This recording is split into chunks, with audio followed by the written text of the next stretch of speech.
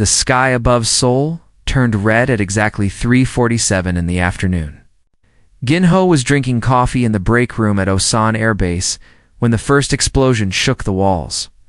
His cup fell from his hand and shattered on the floor. He did not look at it. His eyes were fixed on the window, where pillars of fire were rising from the city. The alarm started screaming.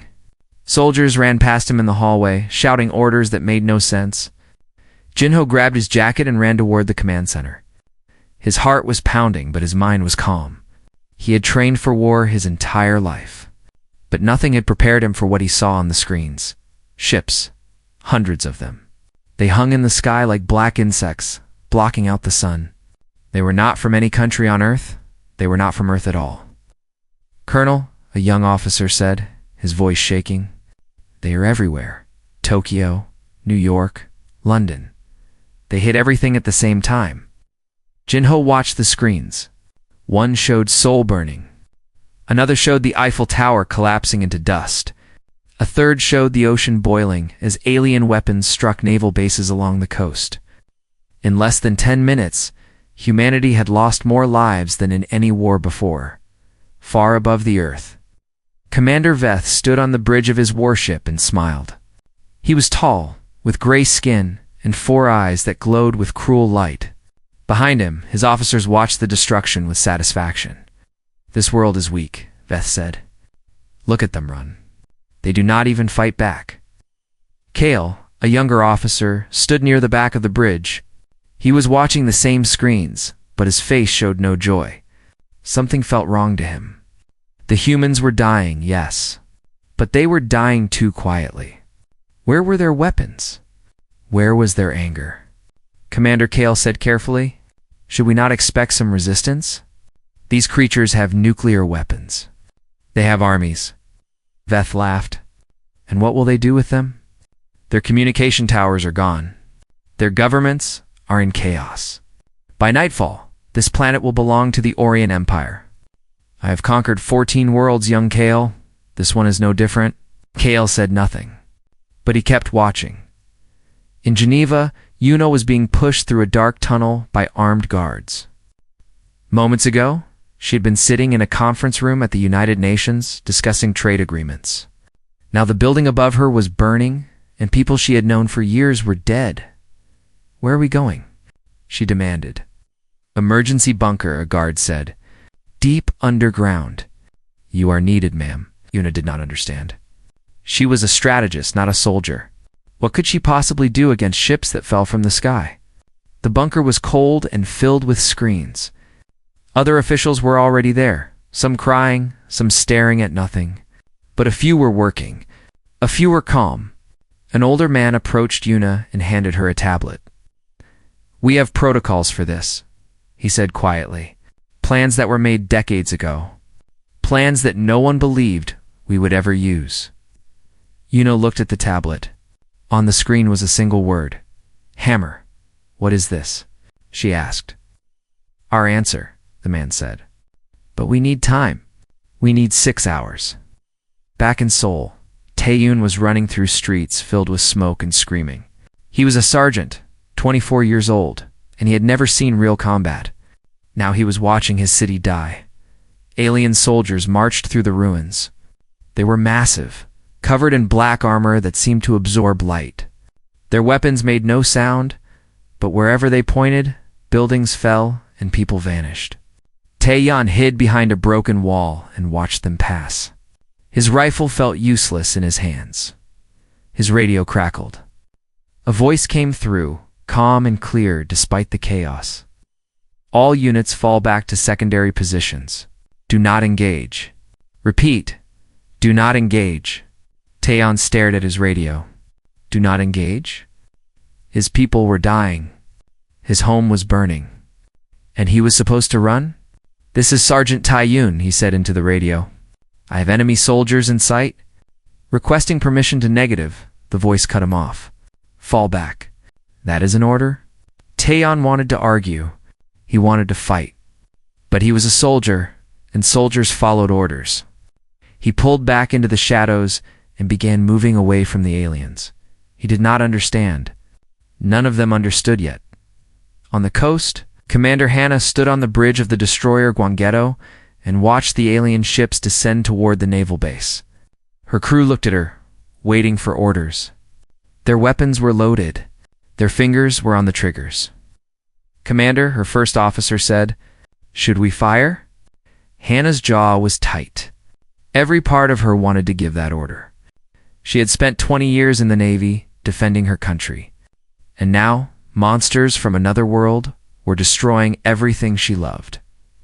But her orders were clear. "Hold position," she said. "Observe only, ma'am." "You heard me."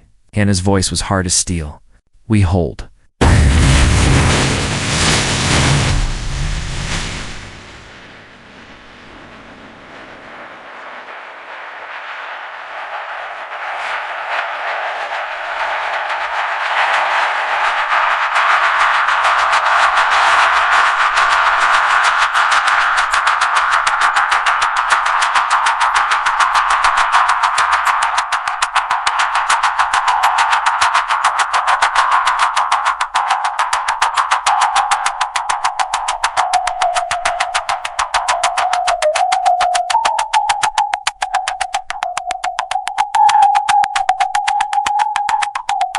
And we wait.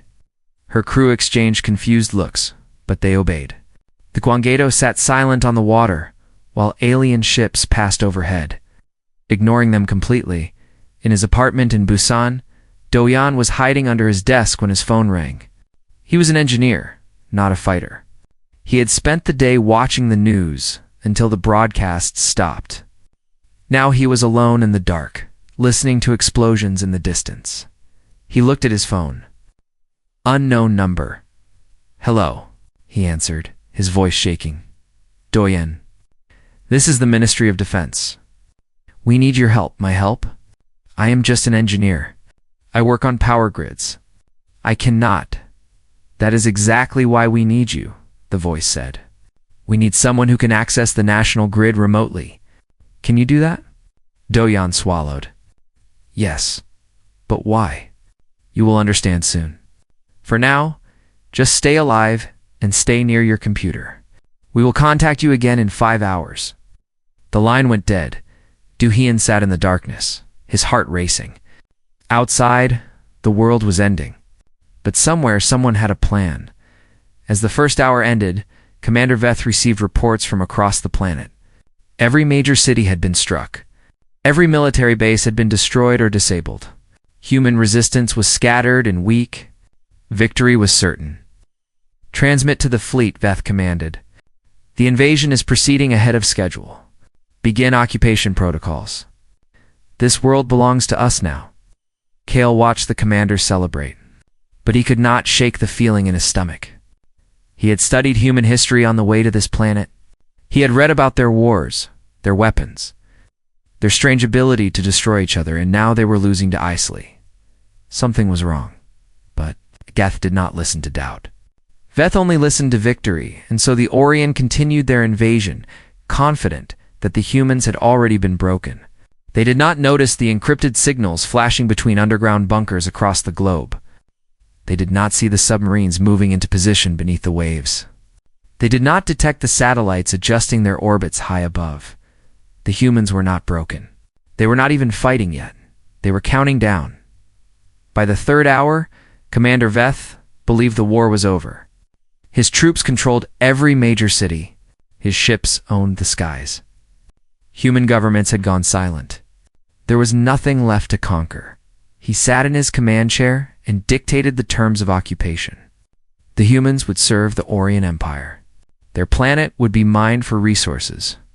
Their people would work in factories, building weapons for future conquests. It was the same fate he had given to 14 other worlds. "Send word to the home world," Veth said proudly. "Tell them Earth fell in less than a day. Tell them Commander Veth has delivered another victory." His officers cheered. All except Kale. Kale was standing at a monitoring station, studying the data streams from the planet below. Something in the numbers made his skin crawl. Human communications had gone dark hours ago, which was normal after an invasion. But this darkness was different. It was too organized. To complete, He pulled up old records from previous conquests. When the Orion had invaded the Veth system, communications had collapsed into chaos. Random signals, desperate cries for help, fragments of military orders going nowhere. That was what defeat looked like. But Earth was different. Earth had gone silent all at once, like someone had flipped a switch. And beneath that silence, Kale could see something else. Encrypted channels? Millions of them. All active. All talking to each other, Commander Kale said quietly. May I show you something? Veth waved his hand dismissively. Later, I am busy. Commander, please. The humans are communicating. Their networks are still active. Veth frowned and walked over to Kale's station. He looked at the data for a moment, then shrugged. So they are talking. What does it matter? They have no weapons. They have no armies. Let them talk. But the pattern, Kale insisted. Look at the pattern. These are not random signals. This is coordination. This is planning. Veth's four eyes narrowed. Planning what? We have destroyed their bases. We have killed their leaders. What could they possibly be planning? Kale did not have an answer. But the fear in his stomach grew stronger. On the ground, Tien was retreating for the fourth time that day. His unit had fallen back from Seoul, then from Suwon, then from two other positions he could not even name. They had not fired a single shot. They had only run. His soldiers were angry. They wanted to fight. They wanted revenge for their fallen friends and burning homes. But the orders kept coming through the radio, always the same. Fall back. Do not engage. Hold your fire. This is madness, one of his men said. We are soldiers. Why are we running? Taeyeon had no answer. He only knew that someone, somewhere, had a plan, and his job was to follow orders. Even when those orders made no sense, they reached a small village in the mountains, abandoned by its people. There, they found other units waiting. Hundreds of soldiers, all pulled back from different positions, all confused, all angry. A captain approached Taeyeon. You came from Seoul? What is left of it? Taeyeon said bitterly. The captain nodded. We have orders to wait here. Supplies are being brought in. New equipment? New equipment. What kind of equipment? The captain smiled strangely. The kind we were never supposed to have. On the Gwanggaeto, Commander Hannah stood on her bridge and watched alien ships patrol the coast. Her crew had been on edge for hours, waiting for an order that never came. The tension was unbearable. Her first officer approached her. Commander, the men are asking questions. They want to know why we are not fighting. Hannah turned to him. Her eyes were tired, but hard. Do you trust me? Of course, Commander. Then tell them to trust me too. Tell them that when the time comes, we will fight harder than any of them have ever imagined. But the time is not now. Not yet. She looked out at the alien ships. They were ignoring her fleet completely. To them, the human vessels were just targets waiting to be destroyed. They did not see them as threats. That was their mistake in the underground bunker. Yuna was working on 3 hours of sleep and 10 cups of coffee. Around her, officials from every major nation were coordinating through encrypted channels that the aliens could not break. Presidents, prime ministers, generals. Scientists all, working together for the first time in human history. The plan was called Project Hammer. It had been created 50 years ago, during the Cold War, when humanity first began to wonder if they were alone in the universe. Every major government had contributed to it in secret. Hidden weapons. Secret bases. Technologies that the public had never been told about. For 50 years, Project Hammer had waited. Now, it was finally being used. Status report. Yuna called out. Orbital platforms are powered. And standing by, underground silos are armed and ready. Submarine fleet is in position. Ground forces are falling back to designated points. Yuna looked at the clock. 3 more hours. Just 3 more hours. An older general sat down next to her. You know, he said quietly, I never thought this day would come. We built all of this hoping we would never need it. Now, we do, Yuna said. Are you afraid? Yuna thought about the question. She had seen the reports. Millions dead. Cities destroyed. Entire nations crippled in ours. Yes. She was afraid. But she was also something else. She was angry. I am afraid of losing, she said. But I am not afraid of them. Not anymore. In Busan, Do-yeon had not slept since the invasion began. He sat at his computer, connected to the national power grid through a secure channel that the ministry had given him. He did not know what they wanted him to do. He only knew that when they called, he had to be ready. His phone rang again. Are you at your station? Yes, I am ready. Good. In exactly 2 hours and 47 minutes, you will receive a command code. When you receive it, you will shut down the power grid in 3 specific regions for exactly 8 seconds. Then you will restore power. Can you do this? Do-yeon frowned. Yes, but why? What will 8 seconds accomplish? You do not need to know why. You only need to know that if you succeed, you will save millions of lives. The line went dead again. Do-yeon stared at his screen. 8 seconds. Such a small thing. But apparently 8 seconds was all humanity needed. On the command ship, Analyst Torin rushed onto the bridge with a tablet in his hands. His face was pale. Commander Veth, I've finished analyzing human behavior patterns. You need to see this. Veth looked annoyed. What now? The humans are not surrendering, Torin said. They are regrouping. Every retreat we have observed follows a pattern. They are falling back to specific locations. They are organizing. Organizing for what? A final stand? Veth laughed. Let them. We will crush them wherever they gather. No, Commander. You do not understand. Torin's voice was shaking. They let us destroy their bases. They let us advance without resistance. They were studying us.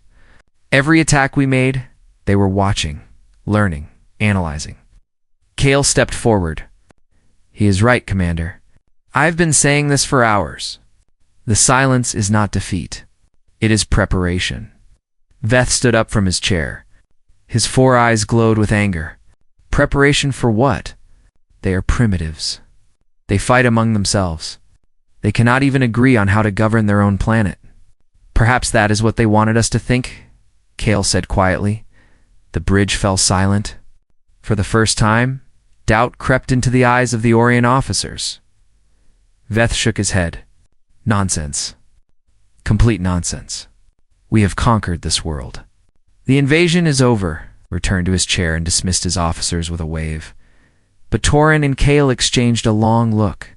They both felt it now, the growing sense that they had made a terrible mistake. 3 hours remained.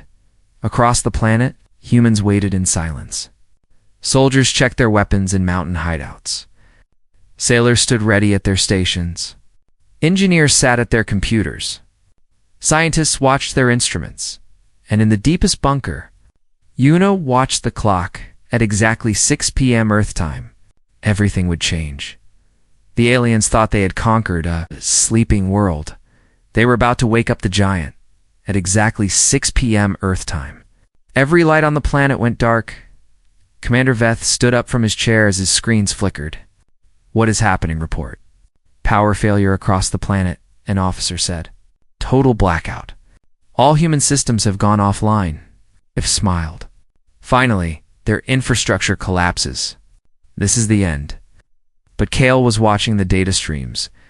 His heart, all 3 of them, were beating faster than ever before. The blackout was not random. It was synchronized. Every power grid on Earth had shut down at the exact same second. That was not collapse. That was control. 3 seconds later, the lights came back on, and then the humans spoke. Every screen on the Orient command ship filled with the same image. A human female, her face calm, her eyes cold as ice. Her voice cut through all frequencies, human and alien alike. Activation confirmed. All assets, you are cleared to engage. Show them what we are. The message ended. For 1 second, there was silence. Then the sky began to burn in the mountains outside Seoul. Taeyeon watched as the earth opened up around him. Massive doors slid apart in the hillsides, revealing weapons that had been hidden for decades. Missiles the size of buildings. Aircraft that did not look like anything he had ever seen. Vehicles covered in armor that seemed to glow. A soldier ran up to him carrying a metal suit. "Sergeant, put this on now." "What is this?" Taeyeon asked. "Your new skin." "Hurry." Taeyeon stepped into the suit. It locked around his body with a hiss of air and a hum of power. Suddenly, he felt strong. He felt fast. He felt like a weapon. His radio crackled with a new voice. Not the calm voice from before. This voice was hard and angry. "All ground forces. This is General Command.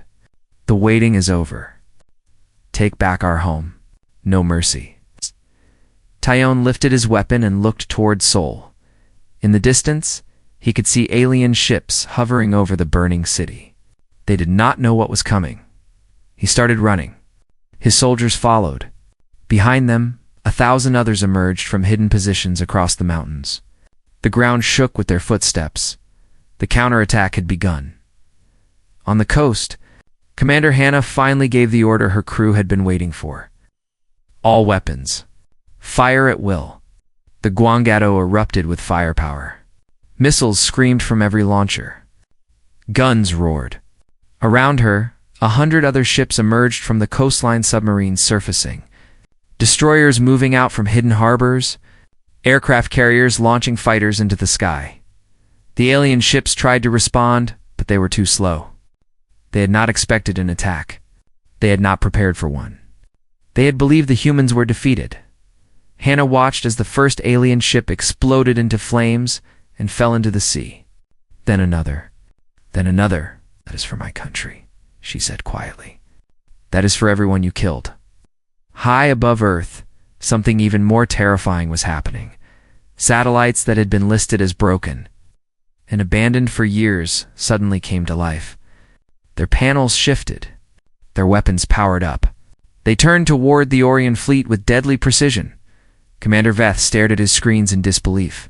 Where did these weapons come from? "We scanned this planet. There were no orbital defenses." "They were hidden," Kale said, his voice hollow. "They hid everything from us." The first orbital strike hit an Orion cruiser in the center of the fleet. The ship broke apart like glass. Then another was hit. Then another. In 12 minutes, 40 Orion ships were destroyed. Veth screamed orders at his officers, but his voice was lost in the chaos. Alarms were blaring. Crew members were running. The bridge was filled with smoke and fire. "How is this possible?" Veth shouted. "They were primitives. They were nothing." Torin stumbled toward him, blood running down his face. "Commander, we made a terrible mistake. They were never primitives. They were never weak. They were waiting. Every retreat, every surrender, every moment of silence, they were learning. They were mapping our weapons, our tactics, our weaknesses. That is impossible. No species is that patient." "This one is," Torin said. "This species does not fight like others. They do not attack when they are angry. They attack when they are ready. And now they are ready." On the ground, Jin-Ho was leading a squadron of aircraft toward the alien command positions. His plane was a prototype that did not officially exist, built in secret. Tested in secret, hidden in underground hangars until this moment. The alien sensors could not see him. Their weapons could not track him. He moved through their defenses like a ghost. "All units target the main landing zones," Jin-Ho commanded through his radio. "Priority targets are their command vehicles. Cut off their heads, and the body will die." His squadron struck with perfect precision. Alien command posts exploded one after another. Communication towers fell. Supply lines were severed. On the ground, alien soldiers suddenly found themselves alone. Their orders stopped coming. Their support vanished. They had been the hunters minutes ago. Now they were prey. Taeyeon and his unit reached the outskirts of Seoul. Alien soldiers stood in their path, firing their silent weapons, but the new suits absorbed the hits. The new weapons punched through alien armor like paper. Taeyeon did not hesitate. He did not show mercy. He thought of the burning streets, the screaming people, the friends he had lost in the first hours of the invasion. "Push forward," he shouted. "Take back every block, every street, every building." His soldiers followed him into the fire. In Busan, Doyan watched the news through his window. Explosions lit up the night sky, but these were different explosions. These were human weapons striking back. He could hear cheering from the streets below as people realized what was happening. His phone rang one more time. "Aja. You did well." The power grid disruption worked perfectly. "What did it do?" he asked. It triggered an EMP pulse through the alien ground vehicles. 90% of their armor is now disabled. Our troops are advancing without resistance. Doyan felt tears in his eyes. "We are winning? We are winning." In the underground bunker, Yuna coordinated the global assault with cold efficiency. Reports flooded in from every continent. Victory in Europe, victory in Asia, victory in the Americas. The alien invasion was collapsing. An assistant approached her with a smile. "Ma'am, the enemy fleet is retreating toward orbit." "They are trying to escape," Yuna shook her head. "They do not get to escape. Signal the orbital platforms." "No ship leaves the system, ma'am. Some of them are trying to surrender." Yuna paused. For a moment, she thought of all the humans who had tried to surrender in the first hour. All the civilians who had raised their hands, begging for mercy. The aliens had shown them none, but Yuna was not like them. "Accept their surrender," she said finally. "We are not monsters. But any ship that continues to fight, destroy it." On the command ship, Veth watched his fleet burn around him. Half his ships were gone. The others were damaged or fleeing. His invasion, his perfect conquest, had become a disaster. Commander Kale said, "We should surrender. We cannot win this." Veth turned to him with rage in his 4 eyes. "Surrender? To these creatures? Never. They are giving us a choice," Kale insisted. "It is more than we gave them." Veth raised his weapon toward Kale. "You're a coward and a traitor." "I will not." The ship shook violently. Sparks flew from the walls. The lights went out, then flickered back on. "Hull breach on decks 7 through 12, an officer reported. "We have lost engine power. We are falling toward the planet." Veth lowered his weapon. For the first time in his long career of conquest, he felt something he had never felt before. Fear on the ground below. Ginho watched the alien command ship burning as it descended through the atmosphere. He opened his communication channel and spoke to all human forces. 6 hours of patience, he said. 6 hours of waiting while they thought they had won. Now they learn the truth about humanity. We do not strike first. We do not fight out of anger. But when something threatens our home, our families, our world, we become something else entirely. He paused, watching the flames in the sky. They wanted a war. Now they have one. The alien army that had conquered 14 worlds was running. For the first time in their history, the Orion were not the hunters. They were the prey. Taeyon and his unit pushed deeper into Seoul, the streets that had been filled with alien soldiers.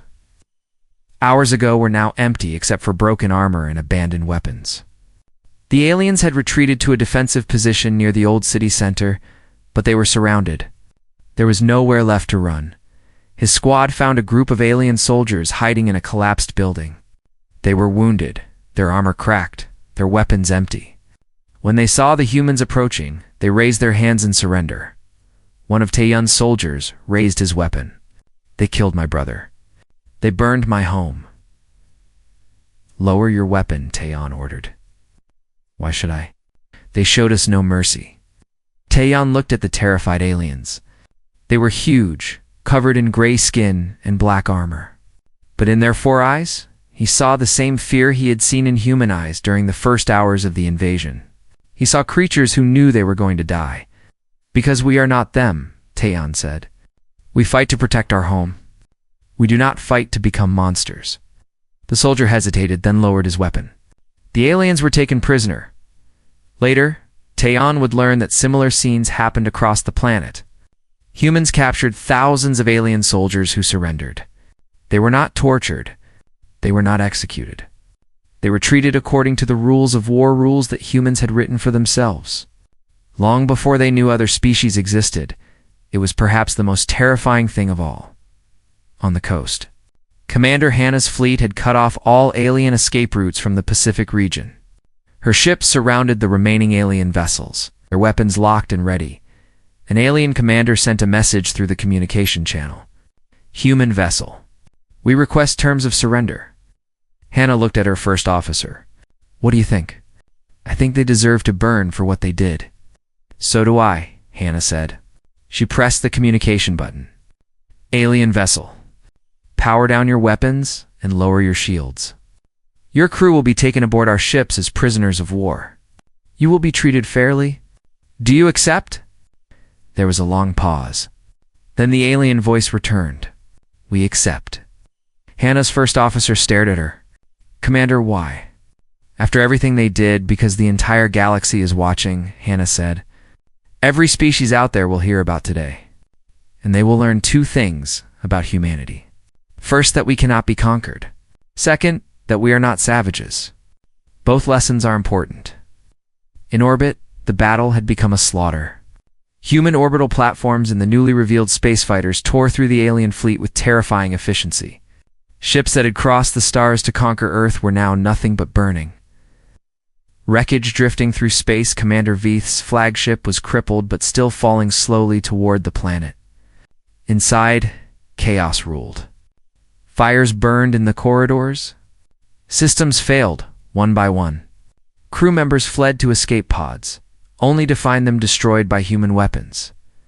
Kale found Veth on the bridge, alone, staring at the destruction of everything he had built. Commander Kale said, We must abandon ship. There may still be time to reach a shuttle. Veth did not move. How did this happen? We had 200 warships. We had the finest army in the Orient Empire. How did these primitives defeat us? They were never primitives, Kale said quietly. We saw what we wanted to see. We saw a divided planet, a species that fought among themselves. We did not see what was underneath. And what was underneath? Kale thought about everything he had witnessed in the past 12 hours. The coordinated silence. The hidden weapons.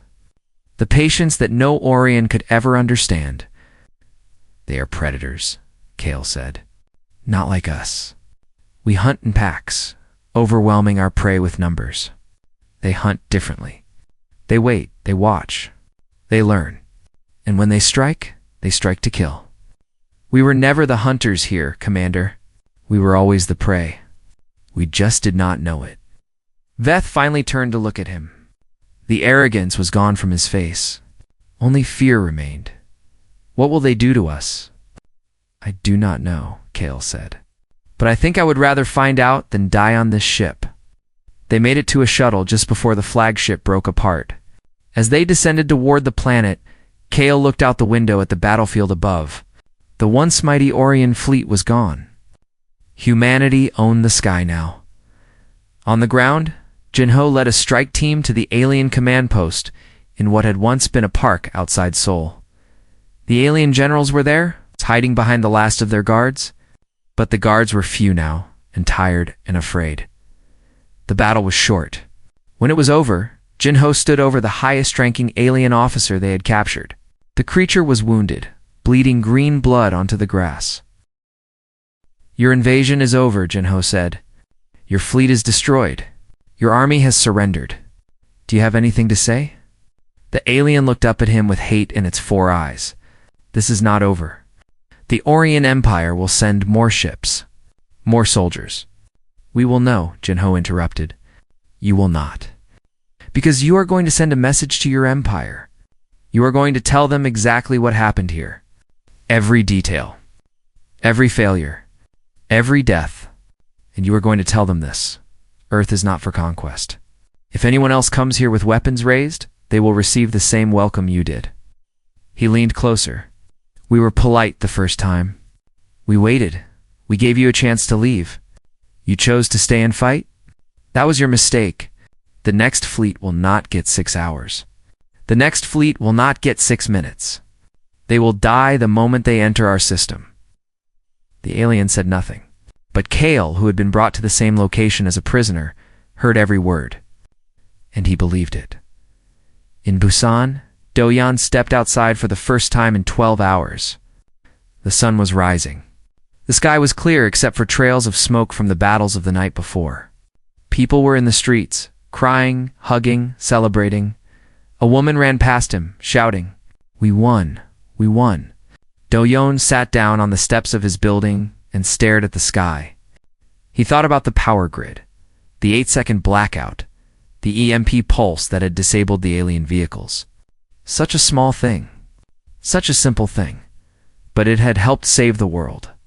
In the underground bunker, Yuna received the final reports. The invasion was over.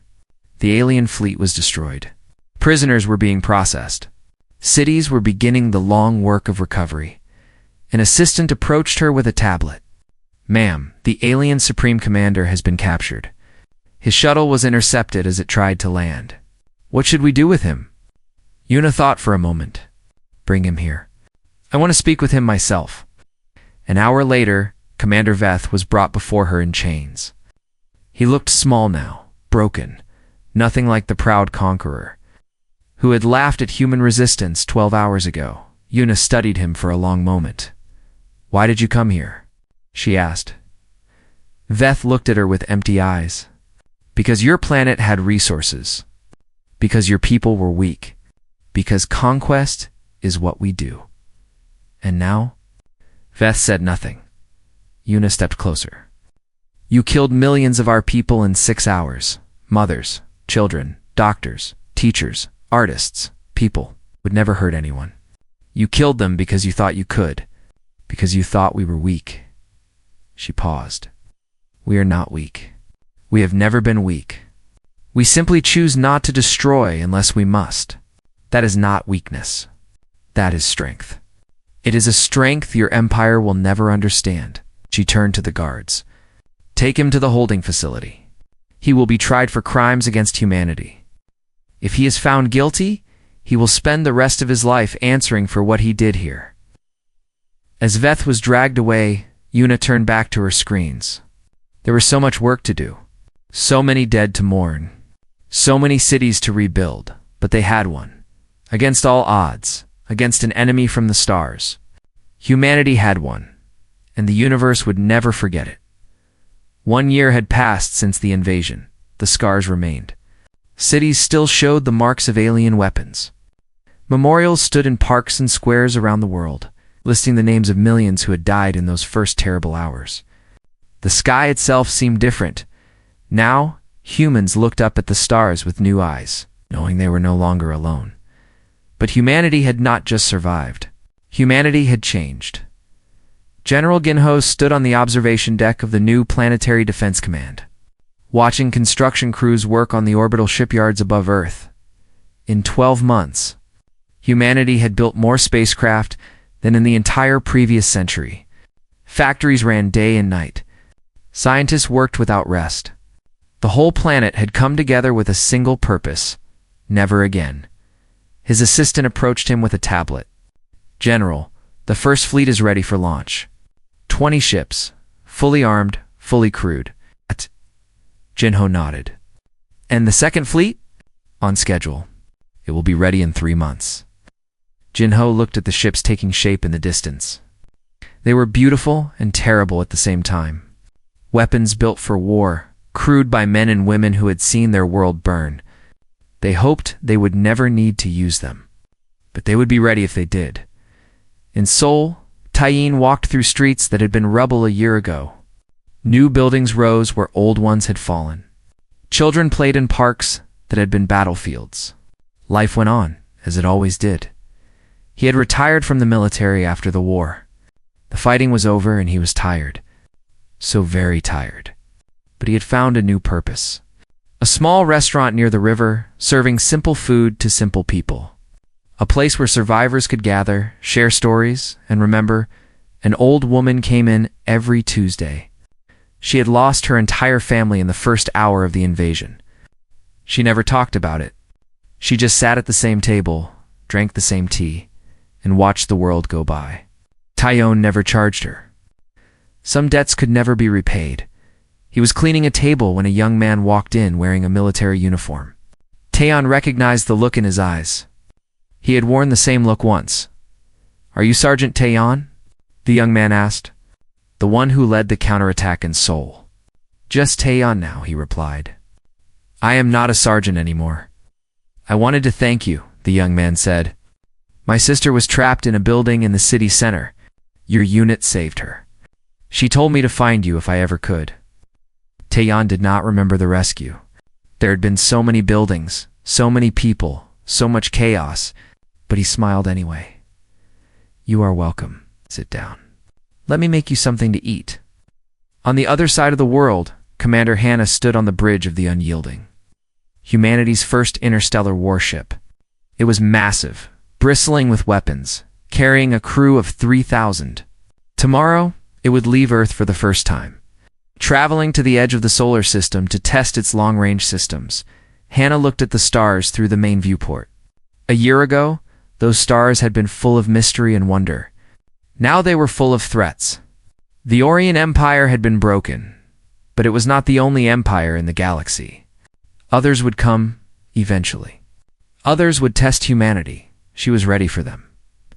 Her first officer approached her. "Commander, we have received a message from the Galactic Council. They are requesting a human representative at their next assembly." Hannah raised an eyebrow. "The council that ignored our distress calls during the invasion? The one that watched while our people died?" "The same." Hannah smiled coldly. "Tell them we will send someone, but it will be on our terms, not theirs." In Geneva, Yuna prepared for her journey to the stars. She had been chosen as humanity's first ambassador to the Galactic Counselor. Position she had not wanted but could not refuse. The galaxy needed to see a human face. The galaxy needed to understand what they were dealing with. She met with Kale before she left. The alien had become something unexpected. An advisor, a consultant, a bridge between species. He had helped humanity understand galactic politics, relationships between empires, the threats that still lurked in the darkness between stars. "Are you nervous?" Kale asked. Yuna shook her head.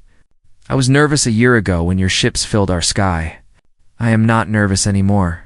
The Council will test you," Kale warned. "There are species who think your victory was luck. There are empires who believe humanity should be enslaved before you become a threat. They will try to intimidate you. Let them try." Kale looked at her with something like admiration in his 4 eyes. "I have studied many species in my life. None of them are like you. None of them could have done what you did. What did we do? You waited. For 6 hours? You let us believe we had one. You sacrificed cities, armies, millions of lives, all to learn our weaknesses. No Orion could ever do that. We would have attacked immediately, without thought, without planning. You waited until you were ready to win," Yuna considered his words. "We are not patient by nature. We are angry, afraid, desperate just like any other species. But when something threatens our survival, we become something else. We become focused, united, relentless. It is not a choice. It is simply what we are." Kale nodded slowly. "The galaxy will learn that soon enough." In the ruins of the Orion homeworld, a message was spreading. It had started as a whisper among the survivors of the invasion fleet, then grew into a warning that passed from world to world. Ow. From species to species, do not wake the humans. They do not conquer. They do not enslave. They will leave you in peace, if you leave them in peace. But if you strike first, if you threaten their world, their families, their children, they will end you. Not in anger, not in rage, but with cold, patient, terrible efficiency. They are not prey. They are not conquerors. They are something the galaxy has never seen before. They are survivors, and survivors are the most dangerous creatures in the universe. Yuna arrived at the Galactic Council 3 weeks later. The chamber was vast, filled with representatives from 100 species. Some were ancient empires that had ruled the stars for millennia. Others were young civilizations just finding their place in the universe. All of them watched as the human ambassador walked to the central platform. A tall, scaled representative from a warlike species called the Varith stood to address her. His voice was mocking. This is a human. The species that defeated the Orion through trickery? Tell me, little creature, do you truly believe you belong among the great powers of this galaxy? You are one small world. One young species. You are nothing. Yuna looked at him calmly. Behind her, a hologram activated showing Earth's new fleet. Hundreds of ships, more than some empires had built in centuries, all constructed in a single year. The invasion of Earth lasted 6 hours, she said. In 6 hours, we lost millions of our people. Our cities burned. Our governments fell silent. And then we fought back. She paused, letting the images speak for themselves. We built this fleet in 12 months. 12 months of work by a species you call young and weak. Imagine what we will build if you give us a reason. Imagine what we will become if you threaten us again. The chamber was silent. The Varith representative sat down slowly. We do not seek war, Yuna continued. We do not seek empire. We only want to live in peace, to explore, to learn, to grow. But we will not be threatened. We will not be conquered. We will not bow to anyone. She looked around the chamber, meeting the eyes of every representative. The Orion thought we were prey. They were wrong. Anyone else who makes that mistake will learn the same lesson they did. Not because we are cruel, not because we are violent, but because we protect what we love, and we will never stop protecting it. She stepped back from the platform. The chamber remained silent for a long moment. Then, slowly, one representative began to tap the table in front of them, a gesture of respect in their culture. Another followed, then another. Soon, the entire chamber was acknowledging the human ambassador. Not with applause, but with something deeper. Recognition, understanding, and perhaps, for some of them, fear. Back on Earth. Doyen watched the broadcast of Yuna's speech from his rebuilt apartment in Busan. He had been offered jobs with the government, with the military, with corporations that wanted his skills. He had refused them all. He just wanted to live quietly, to tend his garden, to watch the sun rise over a world that was still free. His phone rang. He answered it. Doyen, this is the Ministry of Defense. We have one more job for you. Something important. He sighed. I told you, I am retired. This is different. We are building a new power grid, one that covers the entire planet. We want you to design the emergency protocols, the systems that will protect us if anyone ever tries to invade again. Doyen looked out his window at the blue sky. The stars were still there, hidden by daylight, filled with unknown threats and unknown wonders. He thought about the 8 seconds that had helped save the world. Okay, he said finally, I will do it. But I am keeping my garden. On the observation deck of the Planetary Defense Command, General Jinho received word that the first fleet had launched successfully. He watched the ships climb into the sky, their engines burning bright against the stars. Behind him, a young officer spoke. Do you think there will be another war, sir? Ginho considered the question. The galaxy was vast and full of dangers. Other empires would test them. Other threats would emerge. Peace was never permanent, but neither was defeat. Maybe, he said. Probably. But if it comes, we will be ready. That is all we can do. Be ready. He turned away from the window and walked back to his station. There was work to do. There was always work to do. Above him, the fleet sailed toward the stars carrying humanity's hope. Humanity's strength and humanity's promise to the universe. Touch us, and we will end you. Leave us in peace. We will be the greatest friends you have ever known. The choice was simple. The galaxy was watching, and the galaxy had learned.